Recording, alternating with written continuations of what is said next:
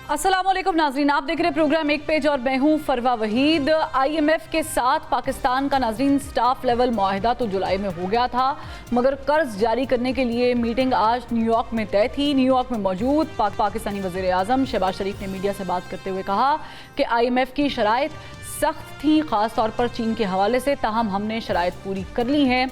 कैसी बात है कि कर्ज़ मिलने पर हम खुशी का इजहार कर रहे हैं और हैरत की बात यह है कि कर्ज़ हम पिछला कर्ज़ उतारने की खातिर ले रहे हैं, जबकि इंटरेस्टिंग बात यह है कि इस कर्ज़ की मंजूरी से पहले 12 अरब डॉलर्स का external financing gap roll over भी कराया गया। कर्ज़ बराए कर्ज़ की इन्हीं हमारी मेहनतों काविशों का सिला है कि वज़ीर आज़म शहबाज शरीफ कहते हैं कि जिस भी मुल्क जाएँ तो लोग शक्ल देख कर पहचान जाते हैं कि हम मांगने आए। IMF की भारी शराइत एक जानब नाज़रीन, जबकि गुज़श्ता शराइत में FBR को टैक्स कलेक्शन का जो टारगेट दिया गया था वो भी पूरा नहीं हो सका। FBR की तरफ से मिनी बजट लाने की मुतालिक जो भी खबरें थी उनकी तरदीद के बावजूद मिनी बजट के बादल मंडलाते महसूस हो रहे हैं। यानी मिनी बजट के ज़रिए आवाम को टैक्सेस की चक्की में तो हुकूमत ने पीसना ही है, जबकि इससे पहले बिजली के जो बिल्स हैं उसमें भी प्रोटेक्टेड की कैटेगरी ख़त्म करके 200 यूनिट वाले सार्फिन पर भी बिजली गिराने का मंसूबा तैयार हो चुका। जबकि जुलाई में पहले ही बिजली की कीमतों में 51% इजाफा किया गया था और इन सब इकदाम के बावजूद रवा माली साल के अख्ताम तक गर्दिशी कर्जा 2.8 हज़ार अरब रुपये तक पहुँचने का इम्कान है। आवाम का खून निचोड़ कर टैक्स लेने की हुकूमत की मनसूबाबंदी यहीं तक नहीं है, बल्कि नॉन फाइलर हजरात के गिर्द भी शिकंजा कसने के लिए बैरून मुल्क सफ़र करने, बैंक अकाउंट्स खुलवाने, ज़मीन व जायदाद की खरीदो फरोख्त पर पाबंदी लगाने समेत 15 पाबंदियाँ आयद करने की तैयारी हुकूमत की तरफ से कर ली गई है। IPPs नामी सफ़ेद हाथी को पालने वाली पाकिस्तानी मईशत, PIA, रेलवे और दीगर मुनाफा बख्श इदारों की निशकारी की नौबत पर आन खड़ी होने वाली मईशत इस वक्त 71 खरब रुपए की मकरूज़ है और इसमें ऑक्सीजन फूंकने के लिए मज़ीद $7 बिलियन का कर्ज लिया जा रहा है। अब सवाल ये है कि वेंटिलेटर पर पड़ी पाकिस्तानी मईशत को कब तक कर्ज के ग्लूकोज की बोतलें चढ़ाए और किराए पर लिए गए ऑक्सीजन मास्क लगाए रखने का काम यूं ही चलाया जाएगा। इस पर बात करेंगे। हमारे साथ मौजूद हैं साबिक वफाकी वज़ीर ख़जाना और सेक्रेटरी जनरल अवाम पाकिस्तान पार्टी डॉक्टर मिफ्ता इस्माइल साहब। बहुत शुक्रिया डॉक्टर साहब, आपने वक्त निकाला। मुझे बताइएगा कि 25 जुलाई को स्टाफ लेवल मुआहिदा हुआ था और आज 25 सितंबर है। कर्ज मिलने की खुशी का इजहार करूं कि डिफ़ॉल्ट की जो घन गरज है वो ख़त्म हो जाएगी, या फिर इस बात पे अफसोस करूं कि इंतहाई हाई शराय सूद पर हम ये कर्ज ले रहे हैं और IMF की ही शराइत ज़्यादातर मानी गई हैं? देखें, जब आप अपना खुद काम सही नहीं कर सकते और आप बजट ठीक नहीं बना सकते, आप इस्लाहात नहीं लाना चाहते, आपके इदारे अरबों का नुकसान करते हैं, जैसे PIA ने पिछले साल 90 अरब का नुकसान किया है, रेलवे भी 80-90 अरब का नुकसान कर रही है, स्टील मिल भी अरबों में नुकसान कर रही है, दीगर इदारे 700 अरब रुपए के पावर के इदारे नुकसान कर रहे हैं, आप टैक्स भी नहीं ले सकते। आप दुकानदारों से पिछले 2 महीने में आपको पता है 5 लाख रुपए ताजिर दोस्त स्कीम में आए हैं। जब आप ये काम नहीं कर सकते और तो फिर आपको बार बार जाकर बाहर के इदारों से, बाहर के इदारों के सामने झोली फैलानी पड़ती है, और जब आप झोली फैलाते हैं तो फिर उसकी बात माननी पड़ती है। मतलब ये कोई शख्सियत के ऊपर नहीं है, ये खुदा न खास्ता मतलब ये कि औरंगजेब साहब या किसी और साहब की बात नहीं है। मैं भी होता, कोई भी होता तो यही करना पड़ता। लेकिन जो अफसोस की बात है वो ये है कि इस साल नई हुकूमत आई थी, इसको फिर मौका था, इनको इदराक है कि पाकिस्तान किस मुश्किल में है या कम से कम होना चाहिए, और उन्होंने फिर इस बात नहीं करी। हमने अपने जो मसाइल हैं ना उसको हम ये कर्ज लेकर जो खुशी मनाते हैं ना, वो ये करते हैं कि कर्ज लेके हम ये कह रहे हैं कि अच्छा जो मसले सुलझाने के थे वो हम नहीं सुलझाएंगे, अगले साल सुलझाएंगे। आप बेसिकली ठीक है, और पिछले 2 साल पहले सुलझा लेते तो आसान होते, 4 साल पहले सुलझा लेते तो और भी आसान होते। अब मजीद 1 साल बाद सुलझाएंगे तो और मुश्किल हो जाएंगे। तो जब आप 90 की दिहाई में अमीर तरीन मुल्क थे जनूबी एशिया में, हिंदुस्तान, बांग्लादेश, नेपाल सबसे अमीर थे, और आज हम पीछे रह गए सबसे, तो हमको सोचना चाहिए कि क्या ये पिछले 30 सालों में हमारी हुक्मरानी में फ़र्क आया है, क्या सुकुम रह गए कि जिसकी वजह से हम पुस्तगी की सफ़र के ऊपर चल रहे हैं और बाकी दुनिया आगे बढ़ रही है। हाँ एग्जैक्टली। अच्छा डॉक्टर साहब, मुझे ये बताएं कि कल जब वज़ीर आज़म साहब ने साफ़ियों से गुफ्तगू की, आई एम श्योर कि आपने भी सुनी होगी, इम्पॉर्टेंट गुफ्तगू थी, उन्होंने कहा कि चीन से मुतल्लिक भी कुछ शराइत थी कैन यू एक्सप्लेन किस किस्म की शराइत थी? Is it about CPEC? एक अमेरिका और चीन का एक इंटरनेशनल एक कंपटीशन चलता है दुनिया भर में कि कौन बड़ा पावर बनेगा, और जाहिर है कि दोनों एक दूसरे को नहीं रोक सकते, और अमेरिका का थोड़ा सा ऑब्सेशन भी है चीन के साथ।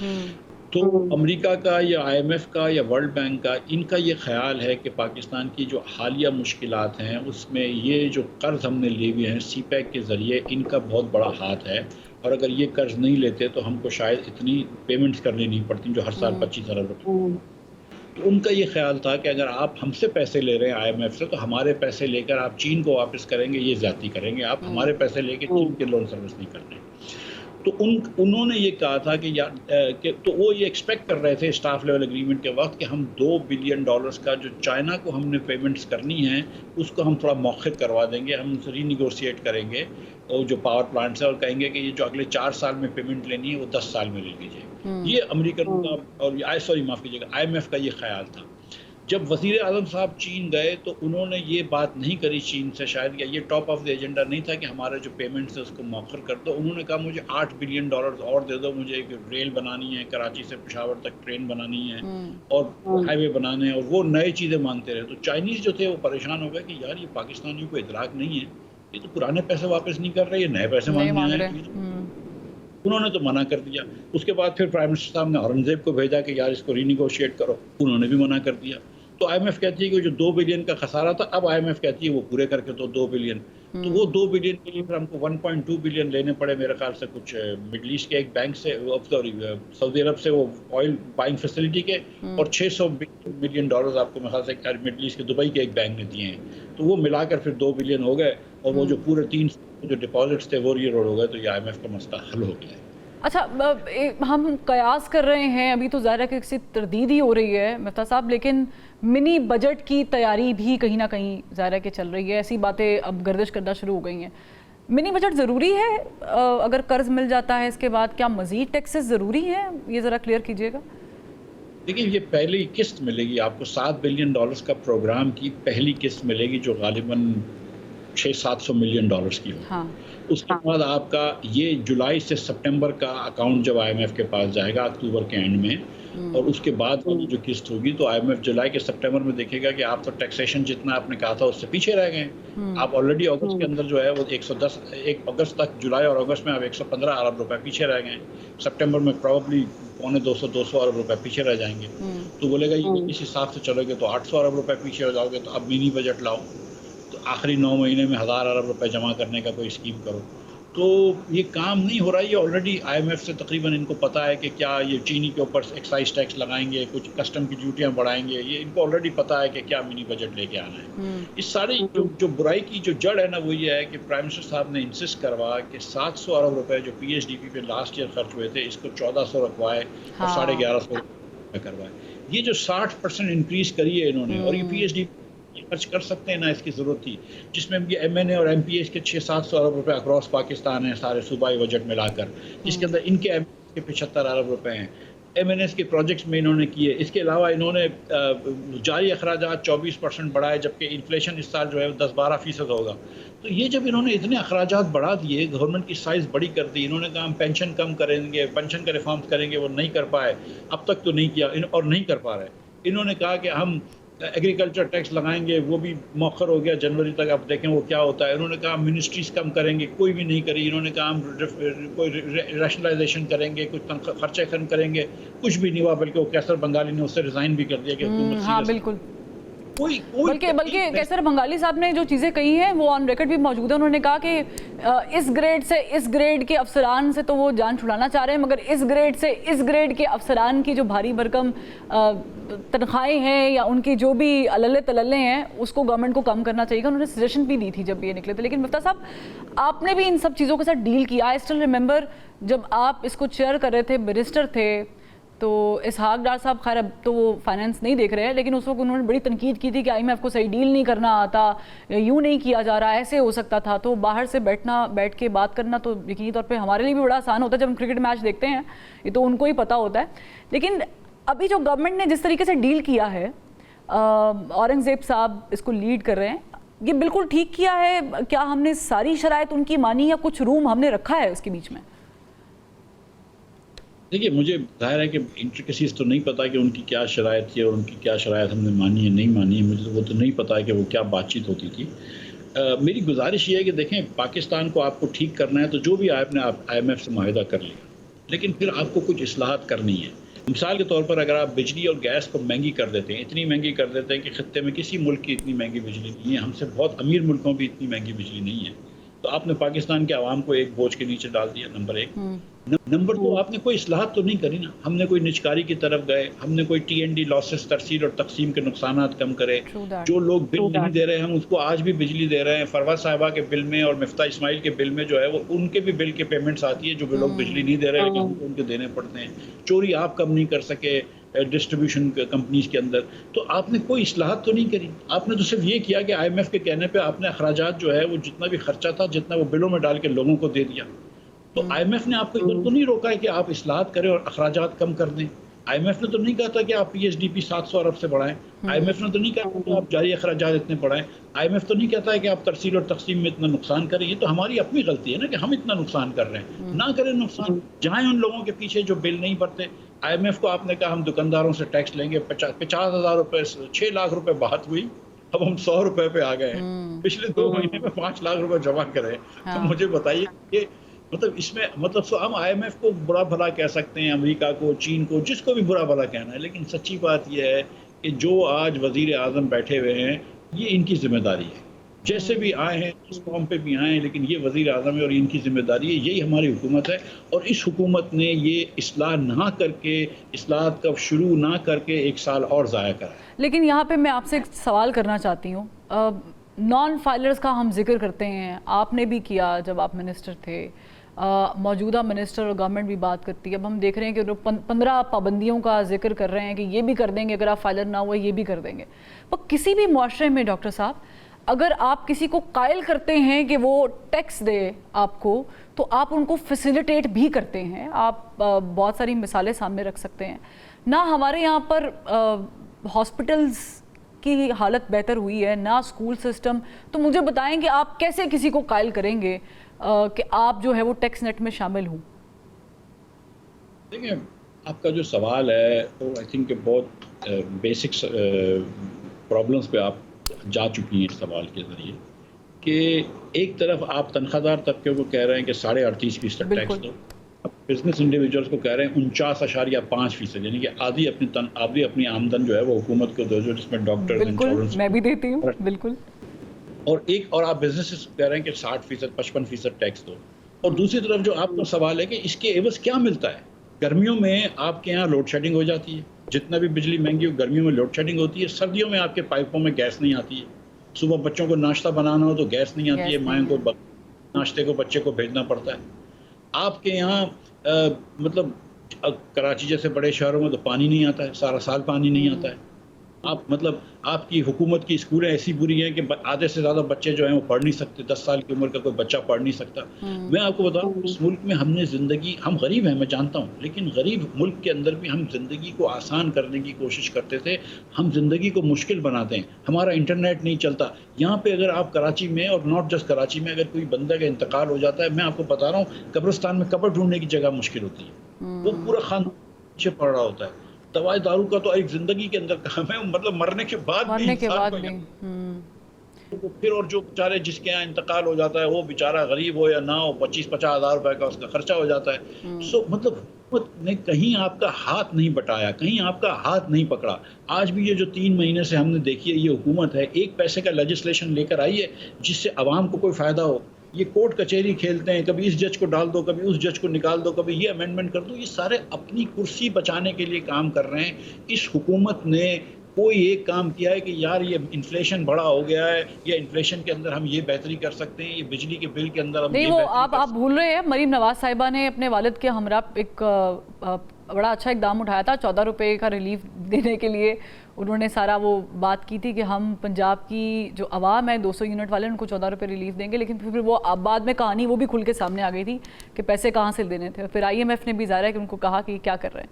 तो ऐसा तो ना कहें, वो कोशिश तो करते हैं डॉक्टर साहब, कहते तो हैं। देखिए बातें तो बड़ी अच्छी कर लेते हैं, तो इसमें देखिए, गुजारिश ये है कि मैंने तो ये पहले उनसे कहा, 1-2 महीने से कहा हुआ था, और शायद अब्बासी साहब ने भी ये हमने प्लान दिया था कि आप जो 24% टैक्स लगाते हैं हर बिजली के बिल के ऊपर, वफाक 18% टैक्स लगाती है, सेल्स टैक्स, और नॉन फाइलर्स के ऊपर 7.5% एडवांस इनकम टैक्स लगाती है, और ज़्यादातर नॉन फाइलर है, तो हमारा 24% जो है वो बिल के ऊपर वो हो जाता है। ठीक है, तो 24-25% अगर आप टैक्स कम कर देते बिजली के बिल के ऊपर, तो आपका बिजली का बिल 20% सस्ता हो जाता। अब ये पैसे कहाँ से आते?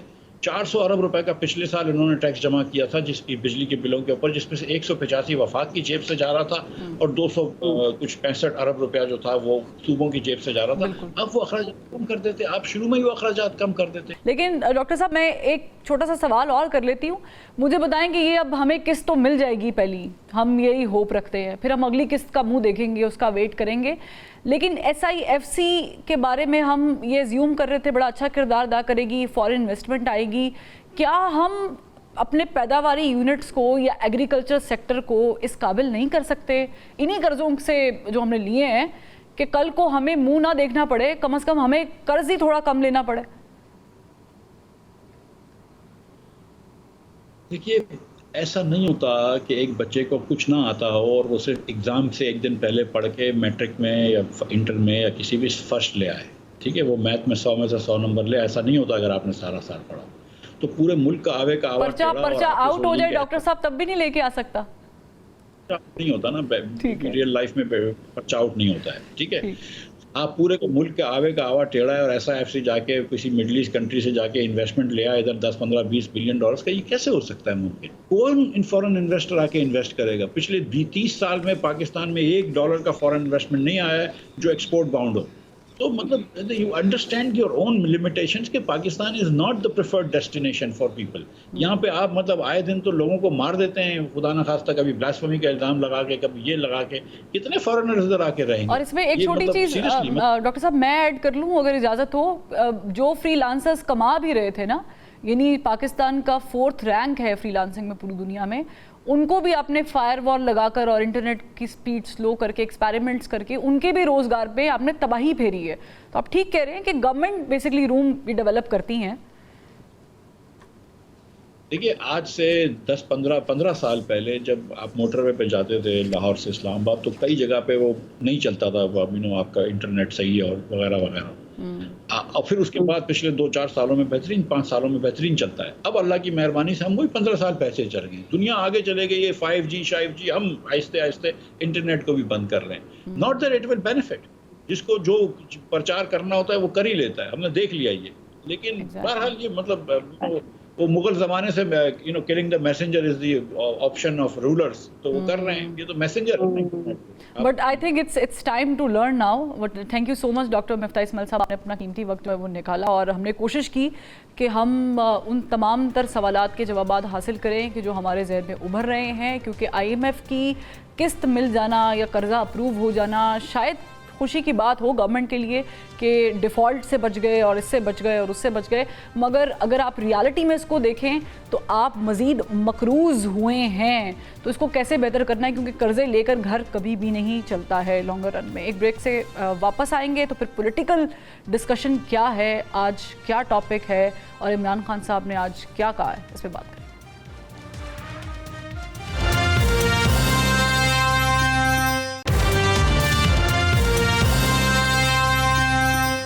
वेलकम बैक नाज़रीन। हुकूमत की मजबूरियां बढ़ती जा रही हैं और अपोजिशन के मसाइल बढ़ते जा रहे हैं, दोनों ही डू और डाई की पोजीशन में है। आईनी तरमीम का मामला हो या फिर मखसूस नशिस्तों के फैसले पर अमल दरामद, हुकूमत 2/3 अक्सरियत लेने के लिए और अपोजिशन मेजॉरिटी के लिए तगदों में लगी हैं। मखसूस सीट्स को लेकर इलेक्शन कमीशन पार्लियामेंट के साथ और सुप्रीम कोर्ट से दूर खड़ा है, जबकि हुकूमत किसी तौर भी तरीके इंसाफ को रिजर्व सीट्स देने के लिए तैयार नहीं, और इसके लिए वो अदालती अहकामात मानने में भी उज़र पेश कर रही है। जो आइन कहता है उस पर अमल करे या कोई गैर आइनी अदालती हुक्म कहता है उसकी पैरवी करे। आप जब आइन की पासदारी ना करें तो हमें बता दें कि हम कहाँ जाएं। आज हुकूमती अहदेदारों को अदालती फैसले पर अमल दरामद गिना गुजर रहा है, मगर कल मुखालिफिन के बारे में ये क्या कहते थे, जरा सुनिए। ये पाकिस्तान के आइन के मुताबिक फैसला आया है। सुप्रीम कोर्ट ने यूसुफ रजा गिलानी को सजा दी है, वो सजा को तस्लीम नहीं कर रहे। अपील से पहले नीचे उतरो, घर जाओ। आइन के मुताबिक 90 दिन में होने वाले इंतखाबात को 1 साल से जायद अरसे तक लटकाए रखने वाली इत्तेहादी जमातें अब अदालती इस्लाहात के लिए आइनी तरमीमी बिल लाना चाह रही हैं क्योंकि उनकी मजबूरी है, और PIA की निचकारी इसलिए की जा रही है क्योंकि ये भी मजबूरी है। वफाकी अदालत पूरी है, मजबूरी है। हुकूमती हलकों की मजबूरी सिर्फ बिल्स, एक्ट और तरमीम पास करना ही नहीं, बल्कि मुल्क से बाहर जब कर्ज मांगने के लिए जाते हैं तो तब बैनुल अक़वामी सतह पर वज़ीर आज़म भी यही बताते हैं कि पैसे मांगना उनकी मजबूरी है। यूरोप से होके आया हूँ, मैं आया हूँ तो आप समझे शायद ये मांगने आया है, मैं मांगने नहीं आया, लेकिन मजबूरी है। IMF के साथ जो शराइत हमने अपने पूरी करनी है, बियॉन्ड इमेजिनेशन, लेकिन मजबूरी उसको करना है हमने। मजबूरी हो या फिर हिकमत अमली, हुकूमत हर दो सूरत में अपने इक़्तिदार की मुद्दत पूरी करने के लिए किसी भी किस्म की तरमीम और अपोजिशन को शायद खुली डुली ऑफर्स और यहाँ तक के फ्लोर क्रॉसिंग के कानून में भी तब्दीली करने के लिए तैयार है। इतने सारे मुश्किल काम करने के लिए हुकूमती इत्तेहाद दिन रात एक करके जोर लगा रहा है, मगर पाकिस्तान तहरीक-ए-इंसाफ से बात करने के लिए कोई गुंजाइश नहीं निकाली जा रही। शायद हुकूमत और अपोजिशन की तरफ से मुज़ाकरात की ऑफ़र ना मिलने की बिना पर ही बानी पाकिस्तान तहरीक-ए-इंसाफ इमरान खान ने पहले सब स्टेक होल्डर्स के साथ मुज़ाकरात के दरवाजे बंद कर दिए थे और अब सभी पार्टी रहनुमाओं को इस्टेब्लिशमेंट के साथ राब्ते ख़त्म करने का कह दिया है। हुकूमत हो या अपोजिशन, राब्ते बहाल रहने चाहिए, क्योंकि जब राब्ते ही ख़त्म हो जाएं तो फिर मुश्किलात बढ़ जाती हैं। अब ऐसे में सवाल ये है कि मौजूदा हुकूमत मुश्किल और मुतनाज़ तरमीम करके जीतना चाहती है या फिर एक कदम पीछे हटकर अपोजिशन को एतमाद में लेकर मंजिल की जानिब बढ़ना चाहेगी। मौजूदा सियासी डेडलॉक का हल क्या निकलेगा, इस पर बात करेंगे। हमारे साथ मौजूद है साबिक गवर्नर सिंध इमरान इस्माइल साहब। बहुत शुक्रिया इमरान साहब, आपने वक्त निकाला। मुझे बताएं कि खान साहब ने एक मरतबा फिर दरवाजे बंद कर दिए हैं। पहले जो है वो कहा गया था कि नहीं बात करेंगे हुकूमत से, मत कीजिएगा, इस्टेब्लिशमेंट से भी बात नहीं करनी, मगर अब अपने ही लोगों को मना कर दिया है कि जो जो इस्टेब्लिशमेंट से राब्ते में है बात ना करें। दरवाजे बंद कर दिए, कोई खिड़की खुलने की गुंजाइश है कि नहीं है? बहुत शुक्रिया फरवा। देखें, हम आपस में जब सारे दोस्त बैठते हैं ना, पुराने जो PTI वाले थे, खासतौर से फवाद चौधरी, अली जैदी, असद उमर और दीगर दोस्त, तो हम हमेशा ये बात करते हैं कि एक बड़ी गलती खान साहब ने की कि हाइंडसाइट देखते हैं ना 2020 क्या है, तो उसमें बड़ी गलती खान साहब ने ये की कि उन्होंने हम सबको बुला के जिन जिन के रवाबित थे पाकिस्तान फौज के साथ या इस्टेब्लिशमेंट के साथ, उन सारों को बुला के उन्होंने कहा कि जी पुल द प्लग, अब कोई बात नहीं करेगा, आप लोगों से किसी ने बात नहीं करनी। और मेरा ख्याल है कि बजाय उस वक्त हमें उनकी बात मानने के, हमें इस पर इंसिस्ट करना चाहिए था कि ये गलत फैसला है। और वो एक गलत फैसला इस तरह साबित हुआ कि जब हम लोग पीछे हट गए और हमने राब्ते मुनक़ता कर लिए और कोई सेन वॉइस रही नहीं, तो ऐसे लोग बीच में आ गए और ऐसे लोग बात करना शुरू कर दी लोगों ने जिनको कोई सियासत की समझ बूझ नहीं थी, और जिससे मामलात मजीद खराबी की तरफ गए। मैं आज भी ये समझता हूँ कि पाकिस्तान तहरीक इंसाफ को इस्टेब्लिशमेंट के साथ और इस्टेब्लिशमेंट को पाकिस्तान तहरीक इंसाफ के साथ बात करने की ज़रूरत है। पाकिस्तान तहरीक इंसाफ हिंदुस्तान की जमात नहीं है, इस्टेब्लिशमेंट ये हिंदुस्तान की इस्टेब्लिशमेंट नहीं है। हम सबको एक दूसरे को बर्दाश्त करके एक दूसरे के साथ चलना पड़ेगा। हम सब पाकिस्तानी हैं, जितनी आप पाकिस्तानी हैं उतना मैं भी पाकिस्तानी। अच्छा, ये आपने कहा कि ऐसे लोग आ जाएंगे, इमरान इस्माइल साहब, ड्यू रिस्पेक्ट, ये ऐसे लोग वही हैं जिनके बारे में हनीफ अब्बासी साहब भी कह रहे थे कि आपकी पार्टी में हमारे लोग मौजूद हैं? नहीं, ये तो बेचारे खुद ही सियासी यतीम है ना, फॉर्म 47 पे आए हुए हैं। ये किसी को क्या बताएंगे कि हमारे लोग, इनके पास खुद अपने लोग नहीं है तो इन्होंने कहीं क्या भेजने लोग। मैं तो वैसे आपसे बात कर रहा हूँ कि वो लोग जिनको कोई सियासी तजुर्बा नहीं था, मैं उनकी नीयत पे शक नहीं कर रहा कि उनको सियासी तजुर्बा नहीं था, उनको इस किस्म की डीलिंग का तजुर्बा नहीं था, उनको इस हायर लेवल की ऊपर मीटिंग्स का तजुर्बा नहीं था, अपना तजुर्बा नहीं था, तो वो किस तरह से वो कर सकते थे इतनी बड़ी बात कि वो जाके सॉफ्ट कॉर्नर पैदा करने की कोशिश करें या एक सॉफ्टनेस पैदा करने की कोशिश करें, जो हीट थी उसको नीचे लाने की कोशिश करें। वो तो उल्टा उन्होंने इतना रंग बिखेरा उसके अंदर कि वो वहाँ जाके कुछ कहते थे, यहाँ आके कुछ कहते थे, और वो एक अजीब सा सिस्टम बन गया, और वो दूरियां जो थी तलखियों में बढ़ गई, और तलखियां जो थी वो बहुत ज्यादा हो गई, इतनी ज्यादा हो गई कि वो एक दूसरे से बात करने को भी तैयार नहीं थे। लेकिन ये फैसला इमरान इस्माइल साहब, आप इतने क्लोज रहे हैं खान साहब के, ये किया क्यों है उन्होंने? करना तो नहीं चाहिए था, ये आपने भी कहा है, लेकिन किया क्यों है? मेरा ख्याल है कि ये फैसला सूदमंद साबित नहीं होगा, लेकिन खान साहब बेहतर जानते हैं। मैं इस वक्त पीटीआई के लोगों से इन टच नहीं हूँ जो इस वक्त एक्टिव सियासत है, जो एक्टिव सियासत कर रहे हैं, मैं उनके साथ इन टच नहीं हूँ। मैं दूर से बैठा देख रहा हूँ, लेकिन मैं ये भी देखता हूँ कि जिस किस्म की लीडरशिप की खान साहब को ज़रूरत है, वो शायद इस वक्त जो मौजूदा लीडरशिप है इमरान खान के बाद वाली, क्योंकि शाह महमूद कुरैशी भी जेल में है और चौधरी साहब भी जेल में हैं, तो इस वक्त जो बकाया लीडरशिप जो बाहर है वो लीडरशिप नहीं दे पा रही, या कॉम्प्रोमाइज है, या वो इतनी हिम्मत नहीं जुटा पा रहे। लेकिन यहाँ पर ये भी प्रॉब्लम है कि खान साहब कोई एक बात करते हैं और फिर पार्टी के जो लोग हैं वो कोई दूसरी बात करते हैं। जैसे फॉर इंस्टेंस खान साहब ने आज कहा कि कोई बात ना करे इस्टेब्लिशमेंट से जिनके राब्ते हैं, लेकिन रऊफ हसन साहब बयान दे रहे हैं कि पीटीआई आज भी इस्टेब्लिशमेंट से बात करना चाहती है, इसमें देर नहीं होनी चाहिए। तो एक तरफ तो खान साहब ने मना कर दिया, या तो फिर खान साहब को ये समझा देते कि नहीं खान साहब आप ऐसे बयान ना दें, हम अभी भी रेडी हैं, कभी भी बातचीत के दरवाजे खुल सकते हैं। ये किसने बयान दिया? ये रऊफ हसन साहब ने की। अच्छा, एक तो ये कि रऊफ हसन साहब की बात का तो वैसे भी कोई वजन तो है नहीं इतना।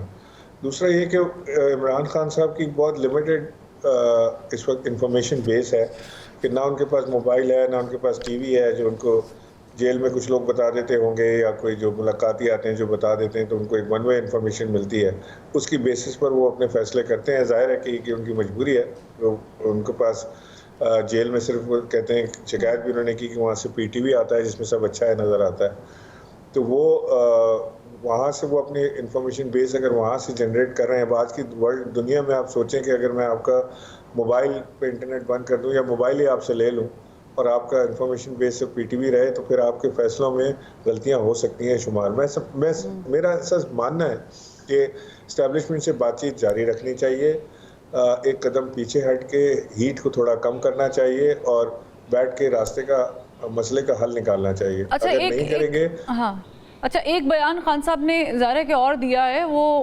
अपकमिंग जो चीफ जस्टिस एक्सपेक्ट किए जा रहे हैं, जो इस वक्त प्यूनी जज हैं मंसूर अली शाह साहब, उनके बारे में कि हम उनको मुकम्मल बैक करते हैं। अब उस पर आपने भी देखा होगा कि आज इरफान सिद्दीकी साहब ने भी काफ़ी कुछ कहा, उन्होंने कहा कि मुतनाज़े कर रहे हैं आप। ये खान साहब को कहना चाहिए था बैक कर रहे हैं, क्योंकि that doesn't make any sense. एक ऐसे शख्स जो अभी चीफ जस्टिस बने नहीं है, यूँ लग रहा है कि पाकिस्तान तहरीक इंसाफ बिलखुसूस इमरान खान साहब उन पर निसार कर रहे हैं। नहीं, मुझे नहीं पता खान साहब ने एग्जैक्टली क्या कहा है, लेकिन अगर एक इंस्टीट्यूशन को बैक कर रहे हैं और इंस्टीट्यूशन सुप्रीम कोर्ट जैसा इंस्टीट्यूशन इदारा हो जिसको बैक कर रहे हैं, तो हमें अपने इदारों को तो बैक करना चाहिए, खा वो एस्टेब्लिशमेंट हो, खा वो सुप्रीम कोर्ट हो। नहीं, लेकिन वो यहाँ इदारों को बैक नहीं कर रहे, इदारे को बैक नहीं कर रहे, वो मंसूर अली शाह का नाम लेकर बैक कर रहे हैं। मेरा ख्याल है कि नाम लेना मुनासिब नहीं था। इदारों की बात करते हैं कि इदारों के साथ खड़े हैं, इदारों को बैक करते हैं ताकि वो इदारों की मजबूती के लिए काम करें, तो वो बेहतर था। लेकिन आप इसको इतनी बारीकी में ना देखें इसको, क्योंकि मैंने आपको बताया ना कि वो एक कैद तनाई में है, उनके पास इंफॉर्मेशन बेस नहीं है, और वो एक बहुत शॉर्ट पीरियड के लिए उनका एक्सपोजर होता है अखबार वालों के साथ या मीडिया वालों के साथ, और वो भी किसी कोर्ट केस में आते जाते कोई थोड़ा सा उनको एक्सपोजर मिल जाता है जिसमें छोटा टाइम होता है 5-7 मिनट का, इसके अंदर उन्होंने सारा कुछ कहना होता है। तो अल्फाज का चुनाव शायद गलत हो सकता है, लेकिन मकसद मेरा ख्याल है कि उनका होगा कि इदारों को बैक करना, क्योंकि शख्सियत को बैक करना तो किसी सूरत भी, चाहे वो किसी इदारे से हो, चाहे वो किसी हुकूमत की हो, शख्सियत को बैक करना या शख्सियत के ऊपर कानून साजी करना कभी भी सूदमंद नहीं रहता। हमेशा इदारों को मजबूत करना चाहिए, और इसी पे इमरान खान का बिलीव भी है कि इदारे मजबूत होने चाहिए। अच्छा, लास्टली मैं पूछना चाहूँगी, हुकूमत बहुत जल्दी में आईनी तरमीमी पैकेज लाना चाह रही है और पास भी कराना चाह रही है, 63A का भी मामला सामने है। कोई ऐसी ऑप्शन आपको नज़र आती है बीच वाली कि जिससे पाकिस्तान तहरीक इंसाफ का भी उतना नुकसान ना हो, और अगर हुकूमत भी कुछ ले दे के करना चाह रही है तो बातचीत हो सके? ये तो व्यापारी है, इनको तो आदत ही ले दे के करना किया। लेकिन मैं समझता हूँ कि देखें, ऑन अ सीरियस नोट इसके ऊपर एक बड़ी जामे बहस होनी चाहिए, तहरीक इंसाफ को भी सुनना चाहिए, बाकी दीगर जमातों को भी सुने और उनके जो इतराज़ात हैं उनको एड्रेस करें। हमें ये एहसास है कि जो ये आईनी तरमीम आ रही है इससे सुप्रीम कोर्ट का सत्यानाश होगा। इसके अंदर जजेस जो हैं वो वज़ीर आज़म की मर्ज़ी से लगाए और हटाए जाएंगे और उसके बाद ये जो शायद खाकान अब्बासी जो कह रहे थे ना कि हो सकता है कि मुमकिन है कि जजेस भी 70-70 करोड़ देकर लगें, तो कोई बईद नहीं है कि ऐसी नौबत आ जाए, खुदा न खास्ता इस मुल्क में। मैं समझता हूँ कि इस वक्त हमारी अदालत, लेकिन इसमें आप एक और चीज़ मिस कर रहे हैं इमरान इस्माइल साहब, और वो मिलिट्री कोर्ट में ट्रायल वाला भी है। मैं नहीं समझता कि मिलिट्री कोर्ट में ट्रायल का कोई होना है इमरान खान के ऊपर, मतलब सिविलियन का ट्रायल मिलिट्री कोर्ट में होना चाहिए। मैं इसका हामी नहीं हूँ, लेकिन माजी में होता रहा है, लेकिन इसको हमें किसी तरह रेक्टिफाई करना है। तो यानी आप इसके हामी नहीं है, लेकिन गवर्नमेंट शायद फिल वक्त तो बैक फुट पे गई है, लेकिन उन्होंने हाथ उठाया नहीं है, क्योंकि उन तरमीम में एक शिक ये भी है कि अपील का हक भी नहीं दिया जाएगा।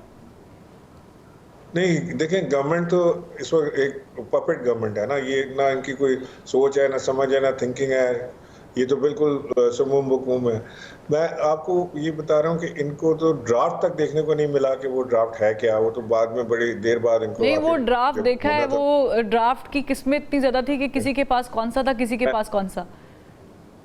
अगर इन्होंने ड्राफ्ट देखा है तो मैं इनको बड़ी मुबारकबाद देता हूँ कि आपने ड्राफ्ट देख लिया। आपको ये भी आपकी बहुत बड़ी कामयाबी है इस हुकूमत की कि उन्होंने ड्राफ्ट कम से कम देख तो लिया। ठीक है, बहुत शुक्रिया इमरान इस्माइल साहब, सारे गवर्नर से हमारे साथ मौजूद थे और गुफ्तगू की। एक ब्रेक लेते हैं, ब्रेक से जब वापस आएंगे तो आज जो इरफान सिद्दीकी साहब ने बातें कही हैं उस पर डिस्कशन करेंगे।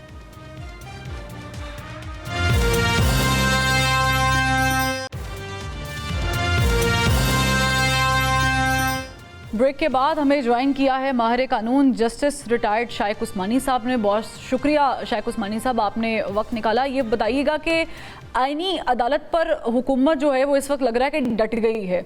बिलावल भुट्टो जरदारी साहब ने गुज़श्ता रोज़ कहा कि आईनी अदालत लाना हमारी मजबूरी भी है और ज़रूरी भी है। अब मजबूरी है ये तो वही बताएंगे कि क्या मजबूरी है, लेकिन ज़रूरी क्यों है, इस पर ज़रा रहनुमाई फरमाइएगा। सियासी तौर पर जो प्रेजेंट गवर्नमेंट है वो समझती है कोई ऐसी आईनी चीज़ें लेके आए ताकि ये सारे मामला सही हो जाएं, और वो समझते हैं इसी ज़मरे में अगर वो कॉन्स्टिट्यूशन कोर्ट भी डाल दें तो बेहतर होगा। तो ये उनका नज़रिया है।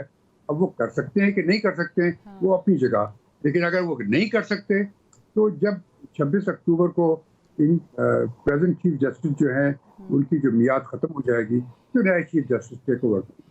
ठीक है, इस पे एक और सवाल करना चाहूँगी। बिलावल भुट्टो जरदारी साहब ने ये भी डिस्कस किया था कि उम्र बढ़ाने की बजाय हम मुद्दत को भी फिक्स कर सकते हैं। आपको क्या इनमें से ऑप्शंस बेहतर लगती हैं?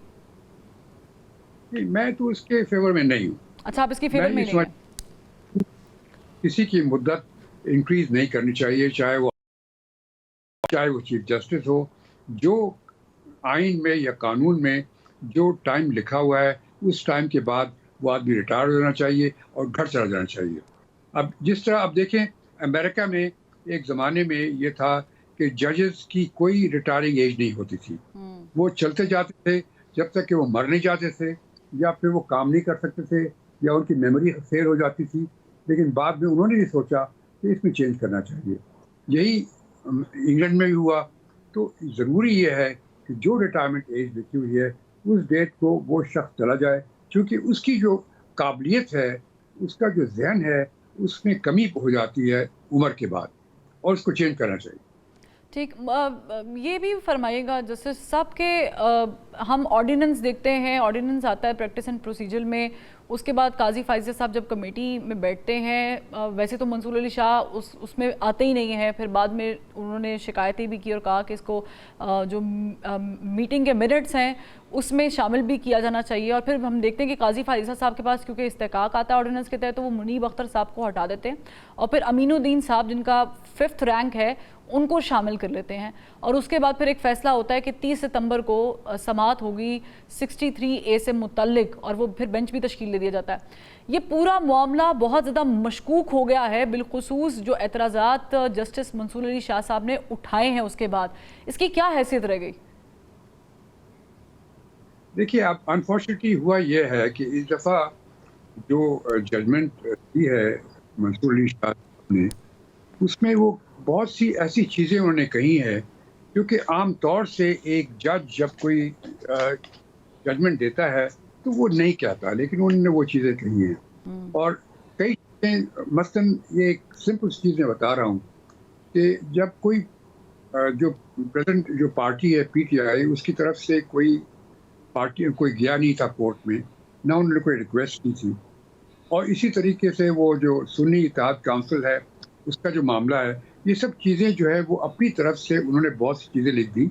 वो सुप्रीम कोर्ट के जज हैं, उनको हक है कि वो, लेकिन ये बहुत सी चीज़ें ऐसी की हैं जिसकी वजह से आम जो प्रेजेंट गवर्नमेंट है उसको ये खदशा हो गया है कि शायद वो किसी और को फेवर करने की कोशिश कर, सीधी बात ये है। तो अब उसकी वजह से उनकी तरफ से ये कार्रवाइयाँ हो रही हैं, और एक कार्रवाई वो कर सकते हैं कि वो कॉन्स्टिट्यूशन में चेंजेस ला सकते हैं, और वही वो कोशिश कर रहे हैं कि वो चेंजेस लेके आएँ ताकि किसी तरीके से इस पे कंट्रोल किया जाए। ठीक है, तो सियासी तौर पर तो कामयाब नहीं हो रहे। ठीक, ये फैसला भी काजी फाइज़ साहब ने ठीक किया। अगर वो, हम सिर्फ इसको डिस्कस कर लेते हैं इस तरह कि अगर वो मुनीब अख्तर साहब को ही वहीं पर रहने देते तो इससे एक मैसेज भी जाता, क्योंकि काजी फाइज़ साहब इससे पहले ऑर्डिनेंस के बारे में कह चुके हैं कि ऑर्डिनेंस लाना पार्लियामेंट की तौहीन के मुतरादिफ है। देखिए, ऑर्डिनेंस लाना जो है वो तो आर्टिकल 89 में साफ लिखा हुआ है कि अगर कोई ऐसा मौका हो जबकि पार्लियामेंट सेशन में ना हो और कोई चीज़ लानी हो, उसका कानून बनाना हो, तो ऑर्डिनेंस के तहत वो कानून लाया जा सकता है। लेकिन वो 4 महीने के लिए, सिर्फ 4 महीने के अंदर अंदर अगर पार्लियामेंट उसको एक्सेप्ट नहीं करती तो वो बेमाने हो जाता है, ये लिखा हुआ है। अब ये चीज़ हमेशा होती है, कोई नई चीज़ नहीं है, तो इसमें बिला वजह उसके डिस्कशन करना मेरे ख्याल में किसी मकसद, उसका कोई मकसद नहीं। आज इरफान सिद्दीकी साहब ने भी ये कहा कि 19वीं तरमीम गलती थी और हम 18वीं तरमीम पे वापस जाना चाह रहे हैं। गवर्नमेंट को कामयाबी अगर मिल जाती है तो ये डिसीजन उनका बिल्कुल ठीक है। देखिए, ये कहना बड़ा मुश्किल है, क्योंकि लेकिन जो आइन में लिखा हुआ है, ऑर्डिनेंस की क्यों प्रोविजन रखी गई है, क्योंकि कई दफ़ा ऐसा होता है, आप देखते हैं कि जब काम हो रहा है मुल्क में और पार्लियामेंट सेशन में नहीं है, और ज़रूरी है कि कोई ऐसा कानून बनाया जाए कि इस मामले को तय कर दिया जाए, और ये सिर्फ इमरजेंसी में किया जाता है, कोई ये नहीं कि बिला वजह आप कर दें, इमरजेंसी में किया जाता है। और उस तरह फिर आप एक ऑर्डिनेंस ले आते हैं, 4 महीने के बाद वो बेमानी हो जाता है, और फिर आप वही रहता है जो पहले रहता है। तो ये एक नॉर्मल प्रोसीजर है जो होता है मुल्कों में, जहाँ जहाँ भी हमारी तरह का कॉन्स्टिट्यूशन है, बिला वजह उस पर डिस्कशन करना, लड़ाई झगड़े करना और शोर शराबा मचाना, इसका कोई फ़ायदा नहीं। ठीक, मैं लास्टली आपसे जस्टिस साहब ये जानना चाहूँगी कि 63A की जो 30 सितंबर को मुकर्रर की है, अगर इसका हल या यूँ कहें कि इस तरह निकलता है कि आप वोट जो कास्ट करेंगे उसमें आपका वोट कंसीडर होगा, डी नोटिफाई या डी सीट हो जाएं, लेकिन वोट कंसीडर होगा, अगर ये इस हक में फैसला आता है तो, हम सिर्फ इसको हाइपोथेटिकली डिस्कस कर रहे हैं, तो क्या ये बेहतर होगा? ये मैं कह नहीं सकता, लेकिन जहाँ तक के 63A उसका जो मकसद था वो ये था कि कोई पार्टी अपनी चेंज नहीं कर सकती, क्योंकि यहाँ पे हमारे मुल्क में ये होता था कि लोग बिला वजह अपनी पार्टी चेंज करके चले जाते थे आकर के किसी और तरीके से। तो उन्होंने ये इंट्रोड्यूस किया, लेकिन उसमें एक चीज़ आपको याद रखनी चाहिए कि एक पार्लियामेंट का मेंबर है, अगर वो अपने के, ठीक, मुझे I am really sorry justice Shaikh Usmani sahab, I have to cut you here क्योंकि हमारा वक्त खत्म हो गया। और आखिर में खबर ये है कि IMF ने कर्ज की मंजूरी दे दी है पाकिस्तान को। अब जिन लोगों ने शादियाने बजाना है वो बजाएं, और जिन लोगों ने फिक्र करनी है उन्होंने यकीनन फिक्र करनी है, क्योंकि है तो बिलाखिर कर्जी। अल्लाह हाफिज़, इजाज़त दीजिए।